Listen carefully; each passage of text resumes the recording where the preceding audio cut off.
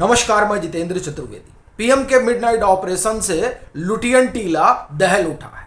बड़ी बात यह है कि दहलने वालों में सिर्फ विपक्ष के ही अलंबरदार नहीं है, बल्कि वो भी हैं जो सरकार में बैठे हुए हैं और उन बैठे हुए लोगों में अधिकारी भी शुमार हैं और मंत्री भी शुमार हैं।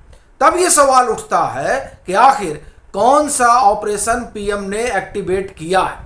उसी पर विस्तार से बात करेंगे और शुरुआत करते हैं 14 तारीख की दरमियानी रात से।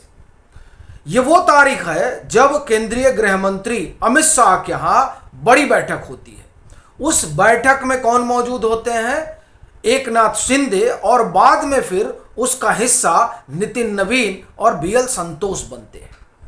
वो जो बैठक हुई वो बैठक विपक्ष के लिहाज से बड़ी महत्वपूर्ण है, क्योंकि उस बैठक के जरिए विपक्ष की उस एका को छिन्न भिन्न कर दिया गया जिसके सहारे उन्होंने 16-17 अप्रैल 2026 को महिला आरक्षण विधेयक और डिलिमिटेशन विधेयक को संसद में औंधे मुंह गिरा दिया था।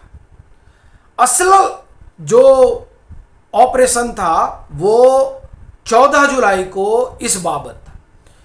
ख्याल होगा कि एकनाथ शिंदे का वहाँ होना और उसी दरमियान संगठन के दोनों दिग्गजों का मौजूद होना और बीजेपी के रणनीतिकार चाणक्य अमित शाह के घर ये पूरी बैठकी होना, ये डरा गया उनको, जो ये मानकर चल रहे थे कि 2/3 तो नहीं हो पाएगा। बड़ी बात यह है कि ये बड़ा ऑपरेशन क्यों रहा, आखिर में किस आधार पर कहा जा रहा है, क्या इस बाबत कोई सूचना निकलकर सामने है? चूंकि सवाल तो ये उठता है कि साहब वहां बैठक हुई, क्या पता आपको क्या हुआ, बैठक में जो बात हुई वो बाहर आई क्या? ये बात 16% सही है कि बात बाहर नहीं आई, लेकिन कांग्रेस में जो हलचल है, पी चिदंबरम का जो एक्स पर पोस्ट है, जो अखबार में उनका लेख है, वो ये बता रहा है कि 14 जुलाई को अमित शाह के यहां जो हुआ वो दरअसल विपक्ष को दहला देने वाला है। तो क्या हुआ उस रोज और पी चिदंबरम जो लिखे हैं उससे क्या संकेत मिलता है? पी चिदंबरम ने 2 पार्टियों का जिक्र किया है और सुप्रिया सुले ने 3 का। तो पहले पी चिदंबरम क्या कह रहे हैं वो सुनिए।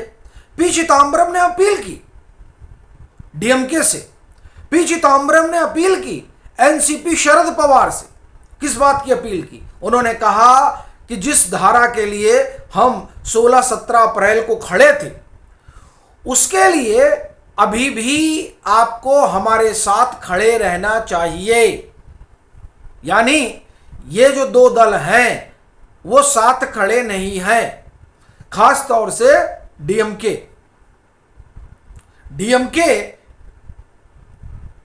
की पीठ में जो खंजर भोंका गया है उससे एमके स्टालिन आहत है। वो कांग्रेस के साथ बात करने और जाने को तैयार नहीं है। इसको भांपते हुए अमित शाह ने बड़ा दांव चला और वो दांव ऐसा है जिसने कांग्रेस के चारों खाने चित्त कर दिए। वो दांव क्या था? पीछे जो बातचीत हुई शरद पवार की एकनाथ शिंदे से, वो महज औपचारिक मुलाकात नहीं थी। यह इस आधार पर कह रहा हूं क्योंकि सुप्रिया सुले ने 15 जुलाई को मीडिया से बातचीत में एक बात रेखांकित की और वो बात ये बताती है कि शरद पवार और एकनाथ शिंदे की जो मुलाकात है वो मुलाकात एक बड़े पॉलिटिकल घेराबंदी के तहत हुई है। देखिए, सुप्रिया सुले ने, भाई सुप्रिया सुले से सवाल सीधा ये पूछा गया कि बड़ी हलचल है दिल्ली में भी और मुंबई में देवेंद्र फडणवीस के घर मुलाकात हुई है। किसकी? जयंत पाटिल की। वहाँ प्रफुल्ल पटेल भी थे, सुनील तटकरे भी थे। तो ये जो मेल मुलाकात हो रही है, क्या एनडीए में आप लोग आने जा रहे हैं, एनडीए के बिल का आप समर्थन करने जा रहे हैं जो एनडीए मानसून सत्र में लाने जा रही है, उस पर सुप्रिया सूले क्या कहती है वो जरा गौर से सुनिए। अब सब जगह तैर रहा है उनका वो बयान, पूरा एक्स पर पड़ा हुआ है। वो कहती हैं कि देखिए हमारे पास कोई बिल नहीं आया है, ना उस बाबत हमसे कोई बात की गई। गौर करिएगा आगे वो क्या कहती हैं। वो कहती हैं कि डीएमके, समाजवादी पार्टी और इंक्लूडिंग वो यानी एनसीपी, शरद पवार, वो कहती हैं कि देखिए हम लोगों का तो एक ही था कि जो है जनसंख्या के आधार पर सीटें नहीं बढ़नी चाहिए, 50% अक्रॉस द स्टेट बढ़ाया जाए, ऐसा होना चाहिए। सवाल क्या पूछा गया था? सवाल ये पूछा गया था कि क्या शरद पवार एनडीए का समर्थन कर रहे हैं? सुप्रिया सूले जवाब क्या दे रही हैं? वो कह रही हैं कि समाजवादी पार्टी, डीएमके और हम, यानी जो एकनाथ शिंदे के साथ पवार साहब की मुलाकात हुई थी, वो मुलाकात सिर्फ और सिर्फ पवार साहब के समर्थन तक सीमित नहीं थी।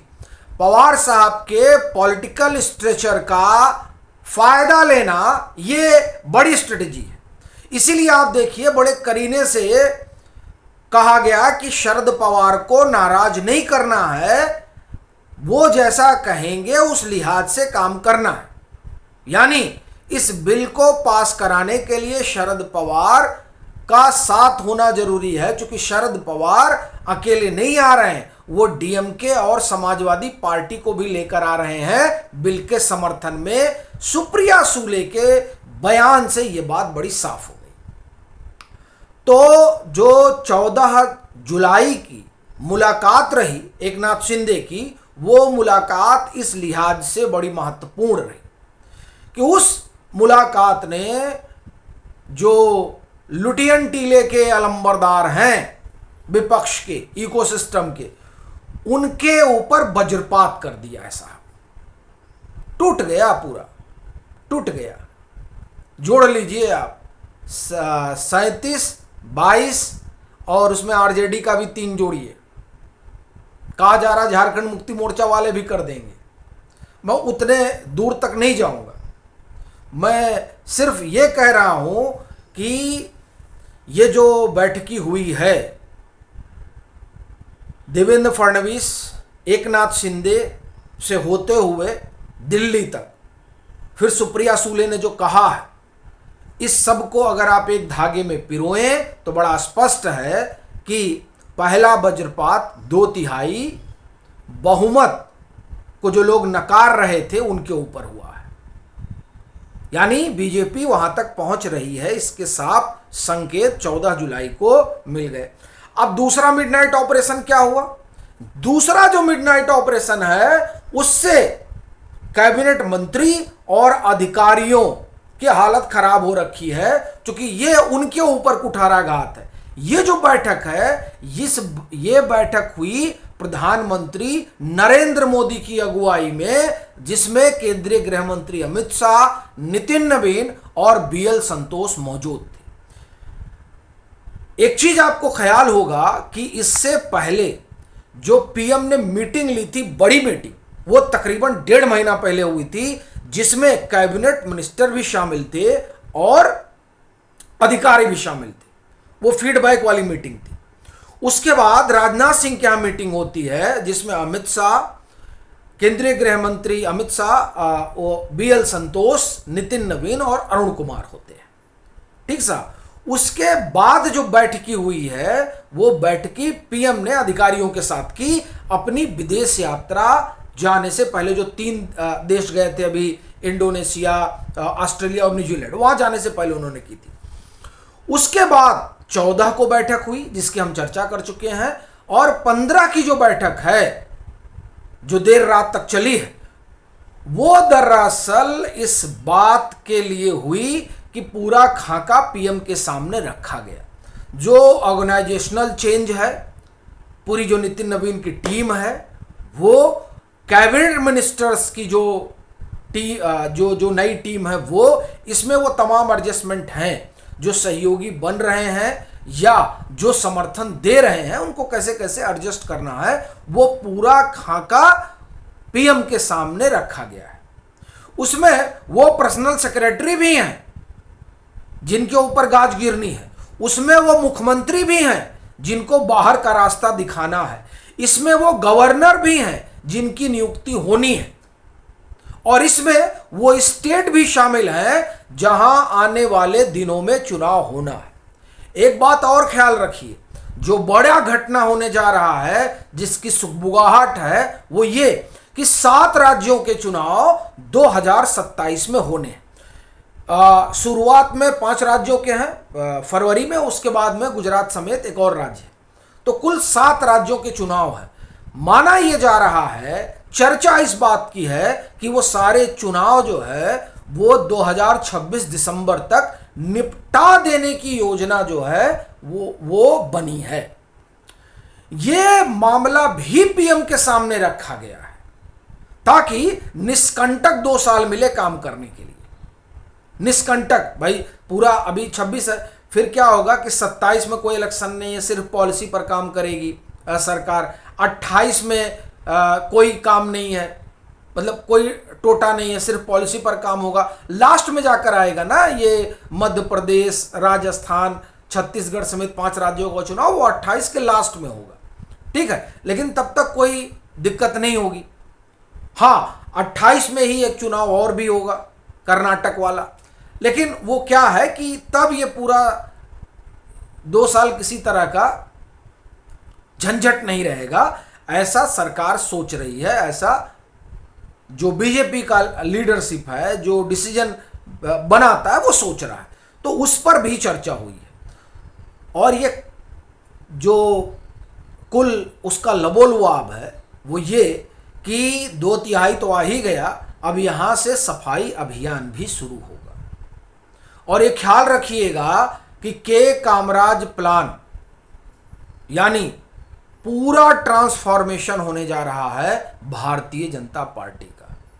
इसलिए पीएम के साथ जो बीती रात बैठक हुई है वो बड़ी महत्वपूर्ण है, और उसकी वजह से कई दिग्गजों की धड़कन थमी हुई है। बाकी आप लोगों की क्या राय है, जरूर साझा करें।